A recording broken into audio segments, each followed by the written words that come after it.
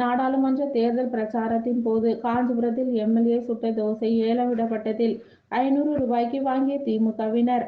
காஞ்சிபுரம் நாடாளுமன்ற தொகுதி வேட்பாளர் செல்வத்தை ஆதரித்து இன்று காஞ்சிபுரம் மாநகர திமுக சார்பில் வெங்கடாபுரம் பகுதி வாக்கு சேகரிப்பில் மாநகர செயலாளர் தமிழ்செல்வன் தலைமையில் திமுகவினர் ஈடுபட்டனர். இதில் காஞ்சிபுரம் சட்டமன்ற உறுப்பினர் எழிலரசன், மாநகராட்சி மேயர் மகாலட்சுமி யுவராஜ் மற்றும் பகுதி கழக செயலாளர்கள் பலர் கிராம வீதிகளில் ஊர்வலமாக வந்து பொதுமக்களிடம் திமுகவிற்கு வாக்களிக்க வேண்டும் என துண்டு பிரசுரங்களை வழங்கி வாக்கு சேகரிப்பில் ஈடுபட்டனர்.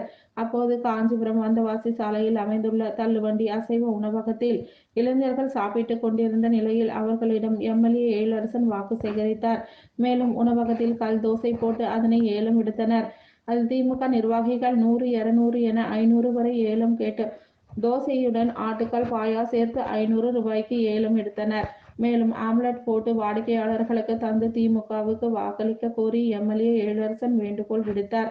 எம்எல்ஏ சுட்ட தோசை 500 ரூபாய்க்கு ஏலம் போனதும் அதை வாங்க நிர்வாகிகள் போட்டி போட்டதும் நகைச்சுவையாக அந்த பகுதி காணப்பட்டது.